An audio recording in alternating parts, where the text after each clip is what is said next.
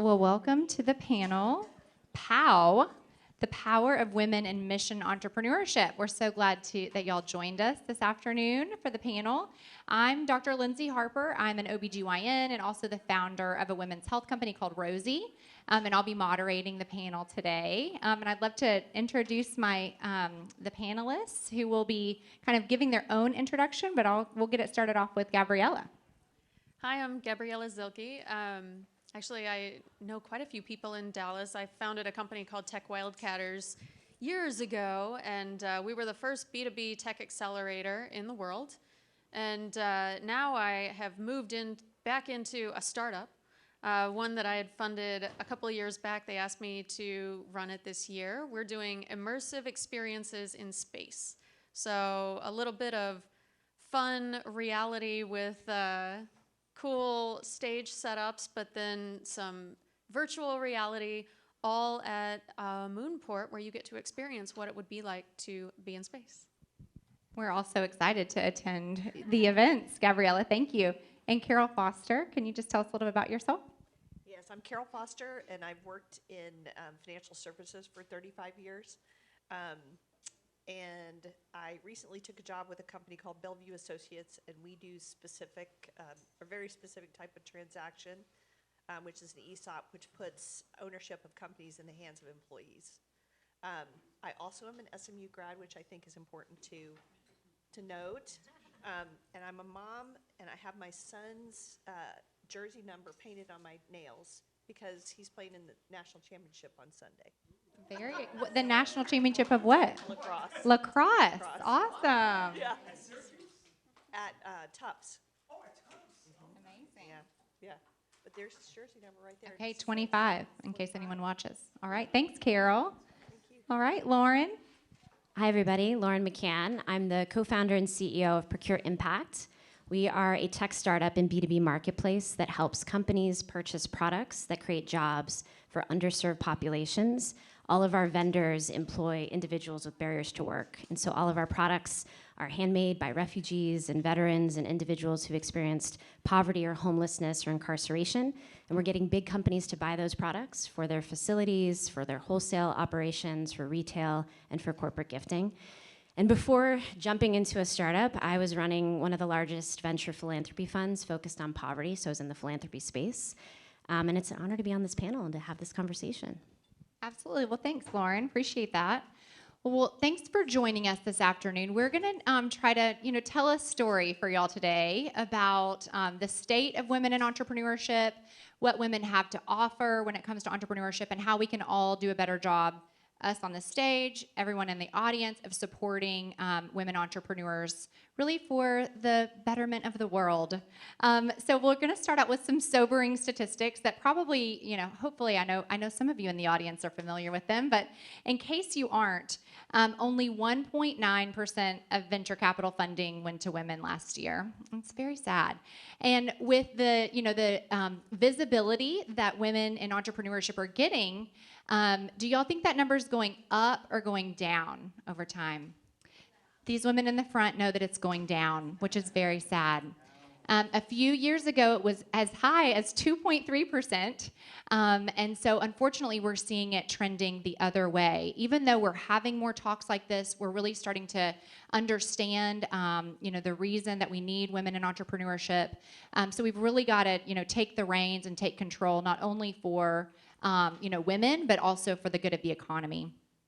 Women make up only 13% of investing partners at VC firms, and less than two-thirds of all venture capital firms have no female partners. So, you can understand that people invest in things that they understand, and sometimes when there are not women at the table, it can make these conversations harder. And, an interesting stat to take home is that if VCs invested in women as the same rate as men, so if it were 1-to-1, it would boost the global economy by $5 trillion. So it's more than just, and we'll talk about this a little bit, but it's more than just, the right thing to do. It's the smart thing to do as well. So we're going to get this kicked off by, just kind of opening the question. Lauren, we'll get it started with you. What do you think is the reason that women entrepreneurs are so woefully underfunded, despite, the way that many of us feel and the work that so many of us do?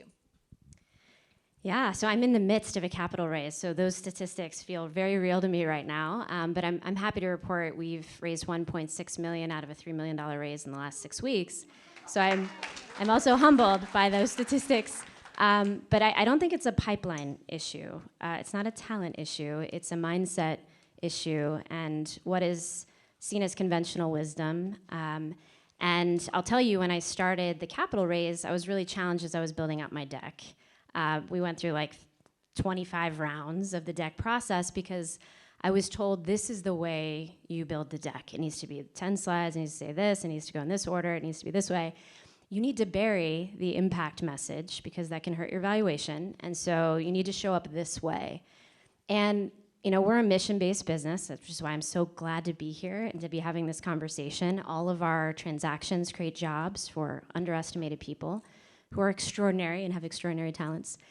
And I can't pull out my vision and mission from my why because my profit is totally connected to my impact. They're dependent on one another. I'm only impactful if I'm profitable. I'm only scalable if I'm profitable, and I can only create impact if we're scalable.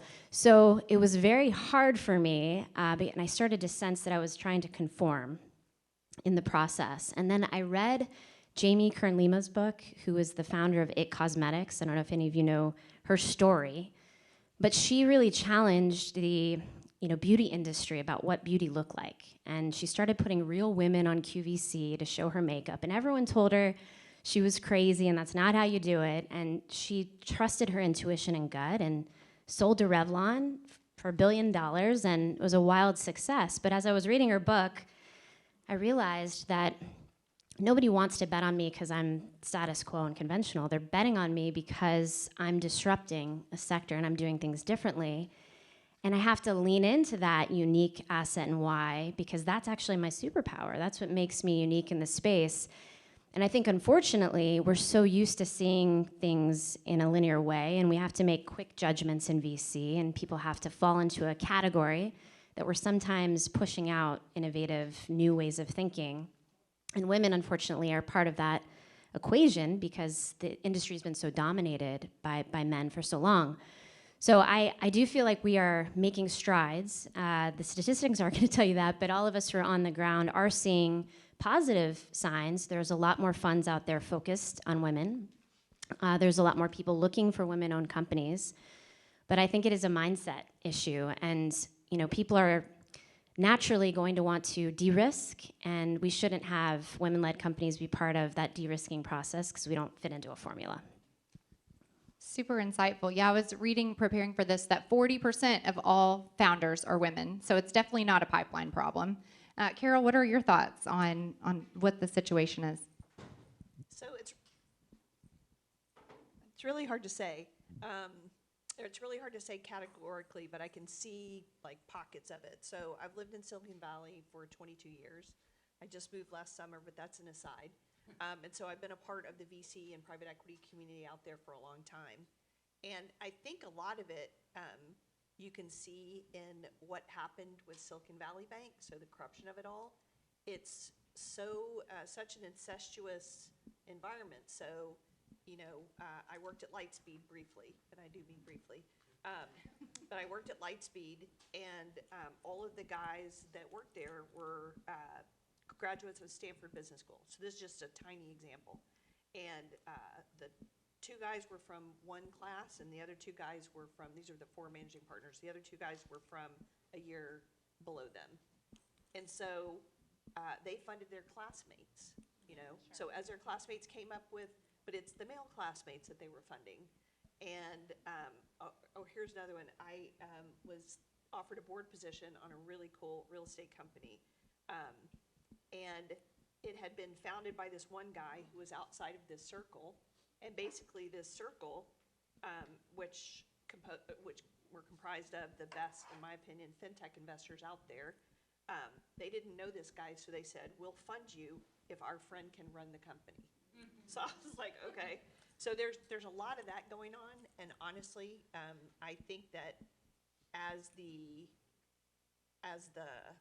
impact of Silicon Valley Bank hits, where I expect to see a lot of failure among the smaller businesses who probably shouldn't have had bank lending to begin with, I feel like it's going to have to spread out. It cannot be that circular anymore.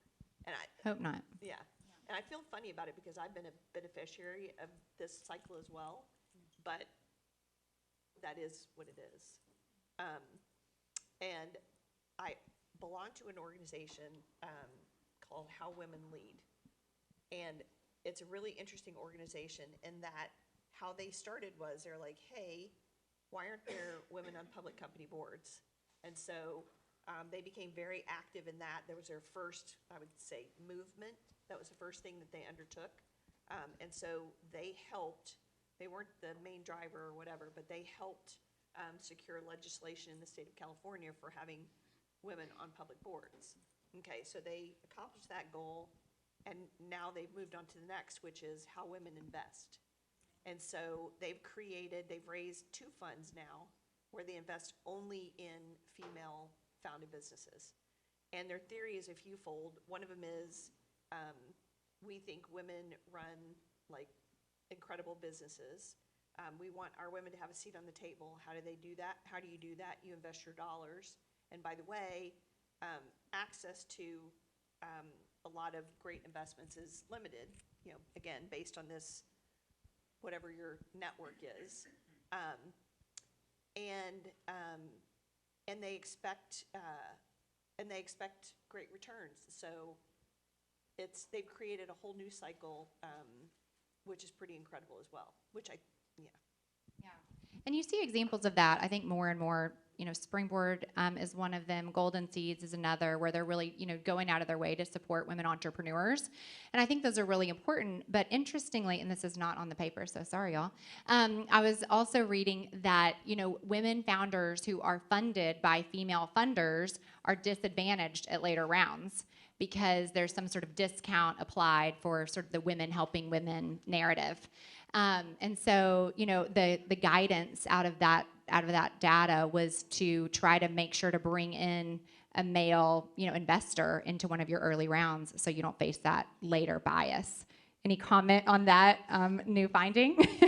I'm betting that finding came out of the same group of people that's trying to keep the best investments restricted to themselves, right? I mean, I actually take a little bit different approach there. So I made the very conscious decision a few years ago that with my returns from my previous accelerator, that I would only reinvest in companies that, at first I said that were run by women, or that, you know, it's a female leadership team. And I changed my thinking. I became an LP in a fund where they require the teams to be balanced. So if it had more female, that was okay, actually. But even the investment decisions themselves have to be made by a board of 4 people, 2 men, 2 women. Because I personally believe that we need everyone represented at the table. So I don't care what color you are, but I want to make sure all the colors are in the room. I want to make sure all the sexes are in the room. I want to make, you know, obviously we can't have that many board members, but we can certainly have as many men as women, except I do recommend that your board is actually an odd number, so you can do with that what you will. And so that was kind of an eye-opener for me, where it's like, wait a second, do we want the pendulum to swing so far? Which I completely agree that you should not have all women investors. You should have women investors, but it should be a good balance. And seeing that imbalance, I can actually understand where someone's coming from. If they're saying, wow, it's all women, like, well, but in the end, half the world is still men too. And again, I appreciate that, you know, men have definitely gotten the lion's share over many thousands of years. However, if we swing the pendulum too far, what do we end up with but a lot of the same going the other way? And that's not what we want to do. So I look at, in my own business and in my own investments, a level of balance. Absolutely. Yeah, I think balance makes a lot of sense from a lot of approaches. And I'm in women's health, as I mentioned. So there's a lot of ground to be made up, you know what I mean, when it comes to data and research, but also when it comes to funding new and innovative companies. So I think there's an interesting conversation there for sure. I would say in women's health, maybe guys shouldn't have that much of a say. But you can invest anytime, anytime. So, so I was speaking to the one of the women that's on the investment board of how women invest funds, and basically I was saying to her, hey, are you seeing different things and trends about what types of companies women are building, or are they more mission oriented than you've seen in other sort of mixed environments or whatever? And she had some very interesting things to say. And one of them that she told me is there's no discussion about whether the company has a mission or whether they're trying to do good in the world, or whether or not they're paying attention to diversity and inclusion. She's like, they just do. Women do things because they want to make a change in the world. And women start by making sure that they have different perspectives around the table. So while the leadership and the people who started the company may be female, they're not building female companies. They're building companies where they have everybody represented. I thought that was a fascinating perspective. I was like, wow. Yeah. And maybe because we're on the other side of it, we appreciate that, diversity kind of at the ground floor. So very insightful. Okay, so why do y'all feel like, and I think this is kind of an obvious question, but let's just do it anyway, we need to be calling attention to these disparities? Is it a charity? Should we do it out of the kindness of our hearts, or some other reasons? Oh, turning to me. I mean, at the end of the day, we have so much to offer given our unique perspectives and all of the roles that we play as women in our communities, in our lives, and in our families. And so we're missing out on a lot of innovation if we're not bringing those ideas to the forefront and incorporating them into all of this opportunity in terms of financial investment. And so for me, I am in a mission-driven business, and my why is very personal. And I took this leap. I never thought I would become an entrepreneur. It wasn't something that I envisioned for myself, but I realized there was a gap in the marketplace and no one was building it.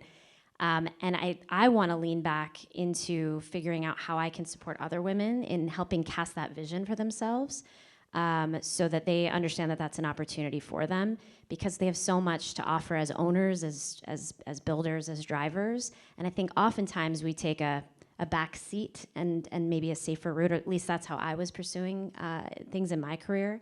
And so we were missing out on just a lot of innovative opportunity by not tapping into that resource. So I'll go back to, we're all here because we care about mission-driven companies, right? So when Michael opened the summit the other night, he said that he believes a mission-driven company has the spirit and profitability of entrepreneurship. I probably just butchered that. And the heart of a nonprofit. So I'll get into a couple more stats. So this year, finally, it's over 10% women, like 10.1% women that lead Fortune 500 companies. So congratulations, it's a big, it's up from 8 point something last year. Does anybody know what percentage of women lead nonprofits? 75%. That's not a balanced number, is it?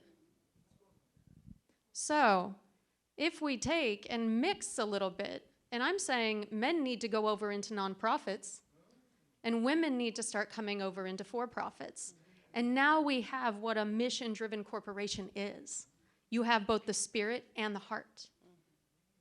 It goes back to the thing that the woman from What Women Lead was telling me with the women in nonprofit.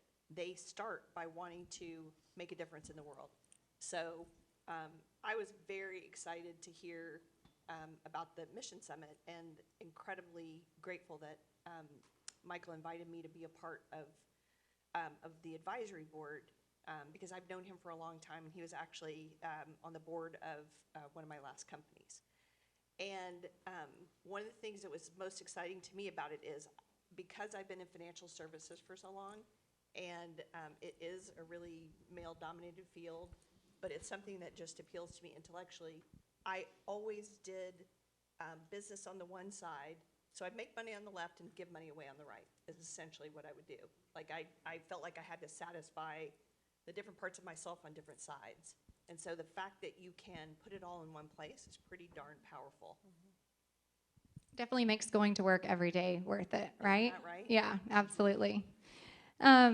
So, I think there's this really cool idea about leading like a woman, speaking to the different organizations that you've been involved with.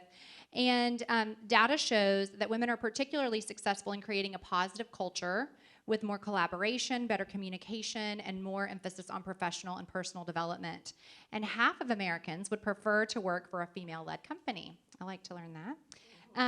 In your business, I almost said in y'all's businesses because we're in Dallas, how do you lead like a woman? What strengths do you bring to the table that you feel are unique and core to your company's P&L or your company's culture?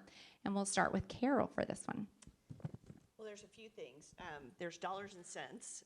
So I'm an investment banker by background. I started at Goldman Sachs in mergers and acquisitions, Merrill Lynch technology investment banking, and then a bunch of years as a CFO and COO of smaller financial services type businesses. So I negotiate better than most men I know. And I think probably most women do, because I directly ask for what I'm looking for. I don't sway. And I always am taking into consideration the perspective of the person across the table from me.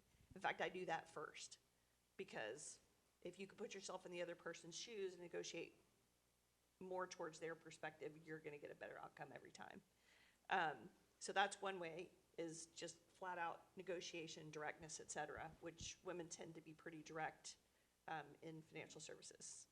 So I don't know about all businesses. It's the only style of business I've ever worked in. The second thing that's very different about me is you talked about, sort of growing people up, right? So that's another thing that I see that I do that I think is pretty unique, and I think it's unique among women. So the way that it always works is if you can build up the team underneath you, you're going to go multiple places in your life, and the best thing to be able to do is to be able to take a team with you. And if you grow them, you can grow too.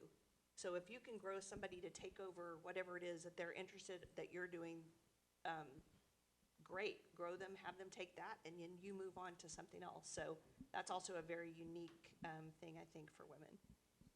I love that. Yeah, this business that I run is the first business that I founded, and whenever the first person came to work for me, I'm like, you are giving me your time. Like, you have come to invest as much in this business and in this mission as you do in any other area of your life. And to me, that's such a gift, to really be respected and cultured and fostered. And I just think that's such an opportunity. Lauren, did you want to weigh in on that one? Yeah, I've worked for so many highly entrepreneurial environments. It helped me kind of build my chops as an entrepreneur for many years. But I realized that a lot of those environments were designed by engineers, and they lacked heart. They were driving efficiency. They were helping us grow. We had great return, but there was a lack of empathy. And so as we were building Procure Impact, my president's in the room, Jen Collins over there. She's the former D1 basketball player, the tall one. We really were thinking deeply about our values and our culture. And we were trying to design the company we always wanted to work for. And one word that came out in our values that I'll call out as one of the many that I think shows the distinction is to choose joy. And joy seems like a fluffy word, right? Like, that's not typically the values on the wall for many corporations. But joy is something you have to conjure. It is a mindset. It gives you this feeling of abundance instead of scarcity. It puts you in the right mindset to be entrepreneurial. And we think of joy as a way of doing business, and our work is joyful, but it's the how we do the work too. And I think that's probably not a word that comes out a lot from corporate cultures in terms of values, but it puts us in the mindset to think differently about the how we work, the why we work, the core values all kind of connect to that behavior. And I think it's distinct in the space. But for me, I wanted the work to be as joyful as it is doing the work, helping people improve their lives through a market-based approach. But I want work to be fun. I want it to fulfill, to your point, both needs of professionalism and career as well as purpose in people's hearts. Anything you want to add, Gabriela? Oh, goodness. So I did not have the luxury of being able to have the black and white, I do things this way at work and this way at home. So I was a single mom for a long time. So running Tech Wildcatters, which became, it's a top 10 accelerator for years. I would take my son to work after he got out of school. I have pictures of him setting up his first server with the guys from SoftLayer, which is now IBM. He's an AI engineer now, so big surprise there. And I think I was the only single mom that ever went to full-time business school here at SMU. So, yay! But I think actually, so I got to have breakfast with my son this morning, and he's a good Gen Z, but in the end, he cares so much about bringing more to the world than he takes from it. And I think it is a product of his age, but the way he was raised, where he knows that he's not just handed things. He sees the work that has to be done, not just from me, but all the entrepreneurs who went through my program. He got exposure to international entrepreneurs, to all kinds of amazing people and things happening. So I think my bringing him to work was not unprofessional. I think for the future of our world, blurring some of those lines is a pretty good idea. I'm an SMU grad, and I took my kids to the Trident House at Stanford when they were growing up. That's amazing. I'm not sure what life lesson I was teaching them. Yeah, well, many to learn, many to learn. And all of these, the ways that women lead end up leading to 41% higher returns when you compare women-led businesses to our counterparts. So as good as this feels, it shows up on the P&L, on the balance sheet of the investors that invest in our businesses. So you can have it. You can have it all, the heart and the black and white parts as well. So thank y'all for sharing.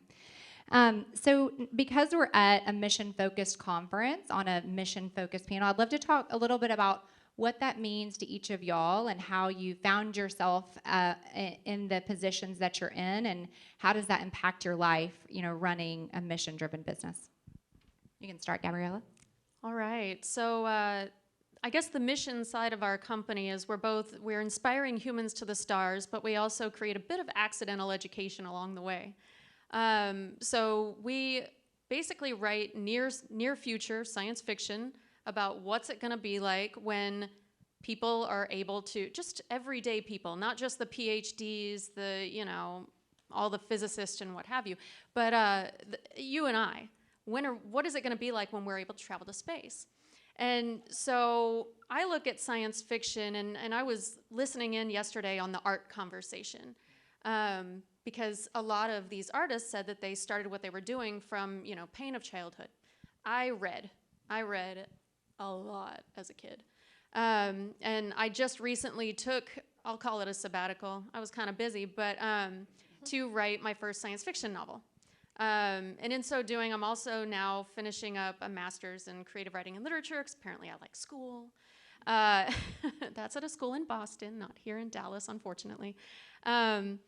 But that thesis itself is around how to create hope in the things we write, as opposed to, is anybody else over dystopias? Like, really? Oh my gosh, so over it.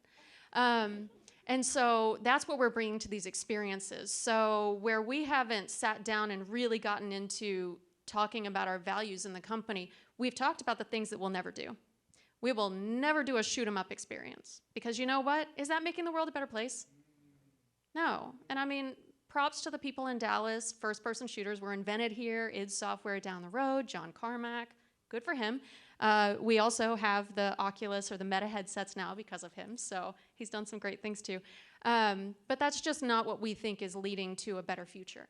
And it turns out that people enjoy experiences where they don't shoot people too, where they actually get to solve problems together. So we're a little bit more of like an escape room, where you get to figure out that, oh, hey, it turns out that when you're in space, problems happen, and you basically have to get resourceful with the other people around you and solve them. So that's where our mission comes in, and the accidental education. In the end, we're extrapolating from real science. So when you step off the moon's surface and you smell gunpowder, it's literally what the moon smells like when you come off the surface. And we know that because Buzz Aldrin told us. Super cool. Would either of y'all want to weigh in on what mission, driven business means to you and how it shows up in your life? So I care about economic impact. I care about, having people have access to wealth creation. So the company that Michael was on is a company called SharesPost, and what we did was we created a broker-dealer which allowed people who worked for venture-backed companies to sell their shares on a market. Prior to the founding of that company, and by the way, Michael founded it off of a napkin. Classic. Where are all the napkins? I wasn't there, but he founded it off of a napkin from the founder that I worked for. But prior to that time, people worked for these venture capital firms, and they wouldn't have access. They'd be, paper millionaires, and they wouldn't have access to capital to buy themselves a place to live. They're 35 and still sharing a, one-bedroom apartment. And so we created a platform and all kinds of investment vehicles, et cetera, that did that.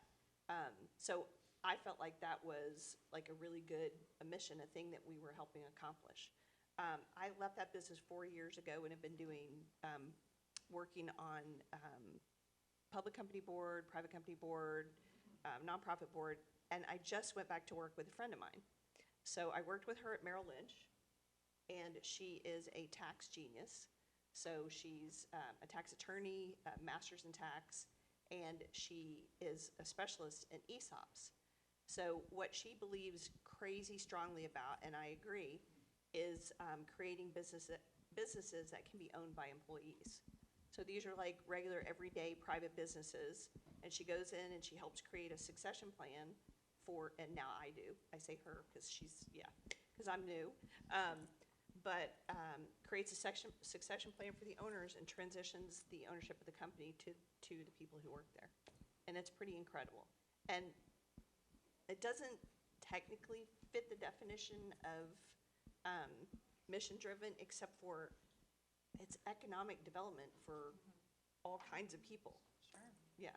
And lots of hope, like we Yes. just talked about. Yeah, that's awesome. Lauren, you want to share? Yeah, our entire why is mission driven, but it comes from a very personal why. I have a sibling that at one point was homeless and a missing person because of chronic mental health challenges and a disability. And I started this company because of insights that I gained from his experience. He is a gifted artist, and at one point had his art sold to companies that were buying his original art for their facilities. And those purchases enabled him to basically move out of the house, get an art studio, start to see himself as more than his disability, see himself through his gifts and his talents. And I realized that there were people all across the country that had extraordinary talents that just weren't getting market access. And our marketplace is enabling those transactions to happen every day that have the same transformative potential that my sibling experienced. But what's so interesting about doing this work is when we tell these stories, all of us have proximity to these issues. Given the statistics around addiction and mental health, I'm sure people could raise their hand about, is this in your family? Is this proximate to you? And so when we tell our story, it's almost like opening up vulnerability for the companies we work with and the employees we work with, because all of us have a story and a why. And our mission is about shifting perception about the people behind these products. It's about getting them to buy a lot of stuff, but it's also about having them gain a different perspective about the potential of every single person and the opportunity of building a more inclusive economy. And so this is a movement, that is baked into a company. And I think that's why we've gained so much traction so quickly, is because if they're buying these things every day, like we're working with Hyatt, for example, for their mini bar operations. There are snacks in your mini bar, right? Granola bars can be made by refugees. Popcorn can be made by individuals that have experienced domestic violence. Chocolates can be made by individuals with disabilities. So these are just small changes that can have ripple effects, and that's what excites me, is the movement potential of being mission-oriented as a business, and also that we're disrupting philanthropy, because a lot of these groups depend on charitable donations, and if we can create revenue for them, it shifts their opportunity set and the amount of people they can serve. So again, I was thrilled that this conference even was conceived, because I feel a bit like we're in this interesting space that's emerging of mission-driven, market-based approaches to social change, and the movement potential to galvanize the market towards impact is really exciting. So you said something in the pre-video that I wanted you to touch back on again, which is, hey, I'm looking at us and we all kind of look the same. Sure, yeah. Yeah, we were going to just briefly and importantly mention that, while women receive 1.9% of venture funding, women of color receive less than 0.25% of venture funding. And so, we have challenges, but we can't even speak to those of women of color and multiple intersectionalities. So I think that, keeping that in mind as we're talking about everything, and as we're thinking about how to retool our brains around, where we spend our dollars, is super important, for sure. I'd almost put it out to the audience and see if the way that we're talking about things resonates with folks in a different way. Is there anyone out there who's an entrepreneur that thinks about things differently than the way that we are talking about it? Any females out there that think about things differently than the way we're talking about it? No, I think everything you've been saying is aligning. A lot of the things that I say to customers when I don't see diversity is I take a look at their customer base, particularly Hyatt Hotels. Their customer base is a lot of women, and yet what representation? And so I don't want to get into kind of a Title IX thinking, but if you don't have that same thinking around the boardroom table, I was in the C-suite, and I adored our president, and he said it unwittingly. It came out of his mouth, and then he shrunk like an idiot. He was like, "Oh my God!" But he's like, "What do your people think about that?" And I'm like, "My people." You know what? Let's take a 5, and I'll go out and I'll ask my people. Yeah. And then since then, hence the pink. All of the guys that I worked with, they would give me pink, everything, because it's a color of my people. But it's kind of this thing of, if your customer base is even a little bit female, you have to have that. You have to have that thinking at the table. That's the only thing I want to add. But I love what you're saying. Yes, in the back. Yeah, I just wanted to comment on that. We were discussing this at lunch. So if you look around this room, I think you'll see the representation is, 8% women in the room. Is that fair? And so I know that's one of, I have an organization that actually school 50-50 women on boards, and we advocate for board parity. And we have this problem, I was talking about it at lunch, is that for some reason when we talk about women's initiatives, that a lot of times men don't feel they're welcome, or they feel like they're interfering, is what I was told at lunch. It's like they don't want to take up space because they recognize it's important for women.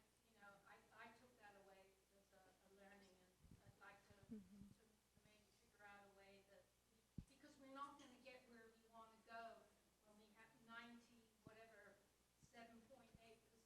of the money is in the hands of men. And so Yeah. to make it collaborative. I think that's a really important point that I wasn't aware of. Maybe this panel next year should be 2 men and 2 women, and we can have a more collaborative conversation about how this feels on both sides. People of color. Well, for sure, and yes, people of color, for sure. Yes. Oh, we have such great conversation. Okay, sure. One of the things that we're all aware of is that, depending on what you look at,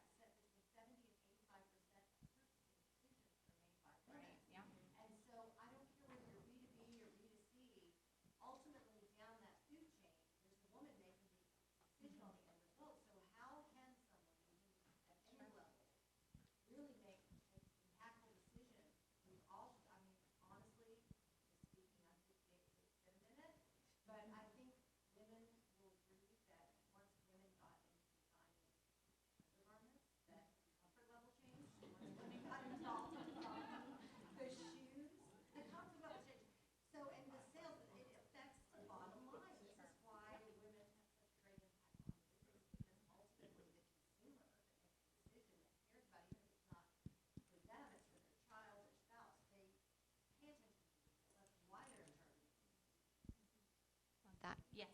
I would just add one other thing. So I was talking to my friend Carol here right before we came in, and I was telling her that I'm part of an angel network that invests in impact companies, and we care about underrepresented founders. And 55% of the things we funded are underrepresented founders. And she assumed that my angel network was all women. It's co-ed, and it needs to be 50-50, and I want more women angels, and I want more black and brown angels, so I can get more of you black and brown and women founders funded. So, Awesome. What's the name of your organization? Swan Impact Network. Swan Impact Network. Thank you. I'm always bringing the perspective of children and girls into the room because I'm a child development specialist. But, you know, on average, girls' self-esteem starts to fall at age 9. And I think all of us here that care about women really need to care about what is happening with our girls in schools that is causing that to happen and causing us to then help them unlearn a lot of that. And so, you know, I think all of us need to be thinking about those conversations that happen at the dinner table when girls are challenging their fathers, you know, and their mothers. Like that's where the confidence gets built. And so just to put that out there and plant that seed, all of us should be working, doing something in education to help in whatever way, because there's so much work to be done to help our girls keep that confidence that they're all normal. Yeah, love that. Okay. We'll take one more comment and then we'll wrap up with a couple more. Yes. You know, I was just gonna say, I love the different perspectives and what you were saying about having men up on the panel. I was at a women in tech meeting last night, and it was really interesting talking about it because they kind of came to the same conclusion. Why are we having a women in tech? Why aren't we, at what point do we quit doing it? Sure. We've swung the pendulum. My husband works in a corporate job, and I can tell you, women have been as discriminatory toward him as the men have, you know, as men have been towards us. And they've hired their female friends. And it's more an unconscious bias sometimes where we need to have better discussion. Right. One of the ladies that I was with last night was a black woman, and she said she had the same discussion with her team because she looked around the room one day and she realized they'd hired all their black friends. Yeah. And and it was a great conversation to have. Yeah. Maybe we aren't doing this intentionally. I mean, I know we had intentionality. We've had they're bad people, they're people that are biased, and then there's also that unconscious bias.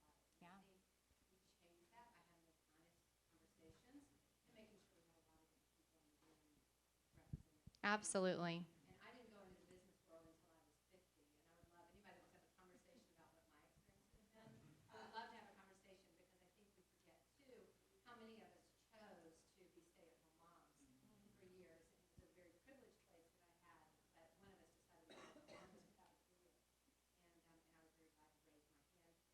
And I think we have to remember there are a lot of women that have chosen to do that, and we don't deserve to just come in and we're not expecting just to come in and you know, be part of the discussion right off the bat after taking those 20 years off.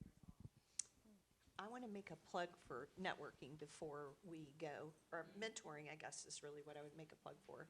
And I would tell this to everybody in the room. No matter what your age is, you can always reach your hand out and help someone else.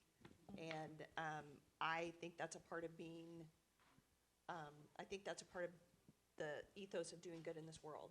So wherever I go, I try to find people who, or actually a lot of times they find me.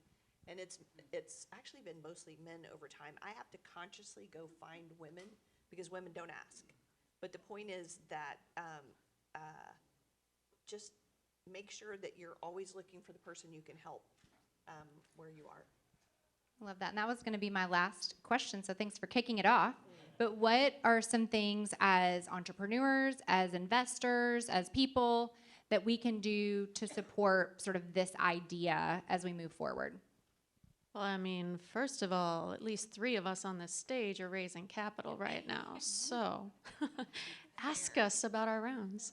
And then also don't be afraid to ask some of us if we invest.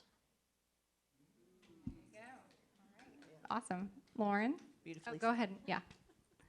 Well, just to go off the comment about young girls, I have a 9-year-old girl, so I was like relevant as you were talking about that, because I'm thinking of my role as an entrepreneur and as a mother and the balance between that, which is a whole nother conversation.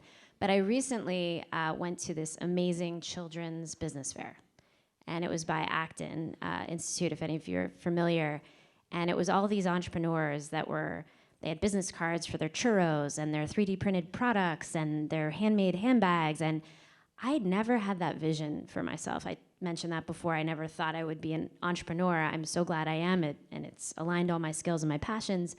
But I just didn't have that vision for myself. And so I've noticed my daughter saying, well, my logo will look like this, and my title. And I'm like, oh. So I do feel, to your point, like painting that picture and that vision, instilling that confidence early and reaching into that generation so that these disparities just naturally start to shrink because people are pursuing their passions earlier because they believe they can do it. Yeah, and I think in order to, as a mother of 3 kids, 2 daughters, we have to try as best as we can to unlearn that for ourselves first, and how do we view the role of ourselves in the field of, being an entrepreneur. And there was another, just a little quick tidbit that investors listened to audio pitches of men pitching and women pitching the same exact pitches, and the women's pitches were rated lower, and they were the same exact ones. And so what do we think as a woman even, and I've had to question myself as an OBGYN in women's health, like what are my natural biases against women and our health, and what stories am I telling myself about, patients or about us as entrepreneurs that I'm not even aware of? And I think we have to do that, answer those really hard questions for ourselves even before we can do that work with our kids or try to educate others. And that's some deep stuff, in all areas. So go ahead. You reminded me of, there's a TED Talk. There's a woman who did a whole study about, men and women pitching, is it different? Are the questions different? What have you? And what she learned, she went to TechCrunch Disrupt, and she found that the men were asked, and this is by women and men, they were asked more creative questions and questions about the potential of their company, where women were asked by both men and women questions about, like, what are you going to do when things go wrong? So it was all slanted negative. And so in the end, more of those men were funded than women, and part of it is because of the types of conversations that they were getting into. And so she goes into how women can change that conversation when it comes up. Again, you answer the question that you want to answer, not the one that you were asked. Actually, that's the only thing you need to know. Yes. So yeah, look it up. It's a really fantastic talk.